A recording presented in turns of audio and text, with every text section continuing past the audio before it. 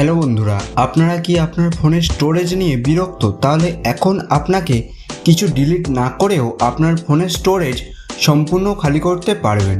অর্থাৎ যদি আপনার ফোনে বেশি অ্যাপ, বেশি গেম, বেশি মুভি বা ভিডিও থাকে বা বেশি ছবি থাকে, তবুও যদি আপনার ফোনের স্টোরেজ বারবার পূর্ণ হয়ে যায় এবং এই কারণে আপনি বিরক্তি হয়ে থাকেন, তাহলে এখন আপনাকে চিন্তা করার দরকার নেই।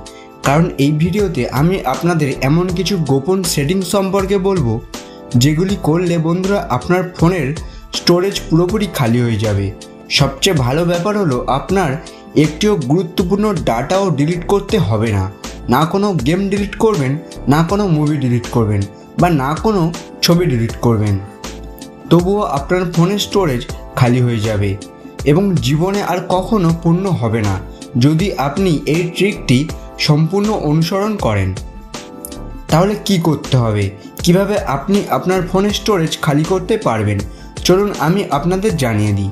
যদি ভিডিওটি পছন্দ হয় তাহলে লাইক এবং শেয়ার করতে ভুলবেন না। আসুন বন্ধুরা, আমি আপনাদের জানিয়ে দিই কোন কোন গোপন সেটিংস করে আপনার ফোনের স্টোরেজ খালি হয়ে যাবে। তাহলে এর জন্য আপনাকে কি করতে হবে, প্রথমে আপনার ফোনের সেটিংস ওপেন করুন। এখন এখানে বন্ধুরা মনে রাখুন, আমি যে সেটিংস বলছি সেগুলো করলে না আপনার কোনো গুরুত্বপূর্ণ ছবি ডিলিট হবে, না ভিডিও ডিলিট হবে, না কোনো গুরুত্বপূর্ণ ডকুমেন্ট ডিলিট হবে, এমনকি আপনার ফোনে কোনো অ্যাপ বা গেম ডিলিট হবে না।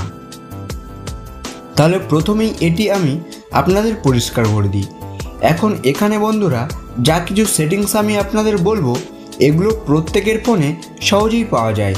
তাহলে প্রথমে আপনাকে কি করতে হবে, প্রত্যেকের ফোনে অনেক অ্যাপ ইনস্টল করা থাকে, যেমন আপনার ফোনেও হয়তো অনেক অ্যাপ ইনস্টল করা আছে। এখানে বন্ধুরা আপনাকে একটি জিনিস প্রতিটি অ্যাপের মধ্যে প্রয়োগ করতে হবে, যাতে প্রতিটি অ্যাপ আপনার ফোনের স্টোরেজ বেশি না নেয়। এর জন্য আপনাকে কি করতে হবে, আপনার মোবাইলে সেটিংস ওপেন করুন। সেটিংস ওপেন করার পর আপনাকে অ্যাপ সেটিংসে যেতে হবে। এখানে গিয়ে ম্যানেজ অ্যাপস এর উপর ক্লিক করতে হবে। এখন এখানে বন্ধুরা আপনার মোবাইলে যত অ্যাপ ইনস্টল করা আছে সেগুলো সমস্ত দেখাবে। এরপর বন্ধুরা আমি আপনাকে পরবর্তী টিপটি বলার আগে একটি ছোট্ট অনুরোধ, যদি আপনি এখনও ভিডিওটি লাইক না করে থাকেন তাহলে দয়া করে লাইক করে দেবেন, কারণ আপনার একটি লাইক আমাদের ভিডিও বানানোর জন্য অনেক বেশি অনুপ্রাণিত করে। তাহলে দয়া করে লাইক করুন।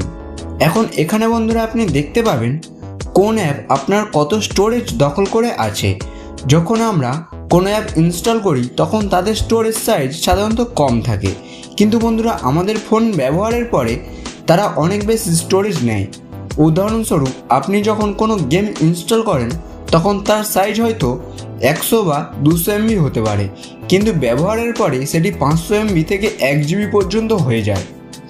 বন্ধুরা এভাবে যদি প্রতিটি অ্যাপ আপনার ফোনের স্টোরেজ গ্রহণ করে তাহলে আপনার ফোনের স্টোরেজ কোথা থেকে থাকবে। এই সব অ্যাপ একবার খুলতে হবে এবং স্টোরেজে ক্লিক করতে হবে। এখানে বন্ধুরা আপনাকে দেখতে হবে ক্যাচে ফাইল কোথায় আছে। এই ক্যাচে ফাইল বন্ধুরা আমাদের ফোনের ময়লা বা অপ্রয়োজনীয় ফাইল, যা কোনো কাজের নয়। তাহলে কি করতে হবে, এই ক্যাচে ফাইলগুলো সম্পূর্ণ মুছে ফেলতে হবে। এর জন্য ক্লিয়ার ডাটা বা ক্লিয়ার ক্যাচেতে ক্লিক করতে হবে। এই ক্যাচে ফাইলগুলি সম্পূর্ণ মুছে যাবে বা ডিলিট হয়ে যাবে। এটি করে বন্ধুরা আপনার ফোনের অনেকটা স্টোরেজ খালি হয়ে যাবে। এছাড়াও আপনাকে দ্বিতীয় সেটিংসটি করতে হবে। এর জন্য আপনার মোবাইলে গুগল প্লে স্টোর ওপেন করবেন, তারপর সেটিংসে যাবেন। সেটিংসে গিয়ে ম্যানেজের উপর ক্লিক করবেন। এখানে আপনার ফোনে যতগুলি অ্যাপ ইনস্টল আছে সবগুলি শো করবে। এখান থেকে দিস ডিভাইস এর উপর ক্লিক করবেন। ক্লিক করার পর নট ইনস্টল এই অপশানটিকে ক্লিক করবেন। এটি ক্লিক করার পর যেসব অ্যাপ আপনি আগে ইনস্টল করেছিলেন এবং পরে ডিলিট করেছেন সেগুলো এখানেও দেখা যাবে, কারণ এসব অ্যাপও কোথাও না কোথাও আপনার ফোনে স্টোরেজ অনেকটা নিয়ে বসে থাকে। তাই এখান থেকে এই সব অ্যাপ পার্মানেন্টলি সিলেক্ট করে ডিলিট করে দেবেন। এতে বন্ধুরা আপনার ফোনের স্টোরেজ অনেকটা ফ্রি হয়ে যাবে। এরপর আপনাকে তৃতীয় সেটিংসটি করতে হবে। তৃতীয় সেটিংসের জন্য আপনার মোবাইলে সেটিংস খুলুন, অ্যাডিশনাল সেটিংসে যান এবং মেমোরি এক্সটেনশন অপশানটি দেখুন। যদি আপনি র্যাম বাড়ানোর জন্য আপনার ফোনের স্টোরেজ সেট করে রাখেন তাহলে র্যামের জায়গায় ফোনের স্টোরেজ চলে আসে। তাই বন্ধুরা, যদি আপনার বেশি র্যাম না লাগে তবে এই অপশানটি বন্ধ করুন। এটি বন্ধ করলে আপনার ফোনের স্টোরেজ আবারও ফ্রি হয়ে যাবে।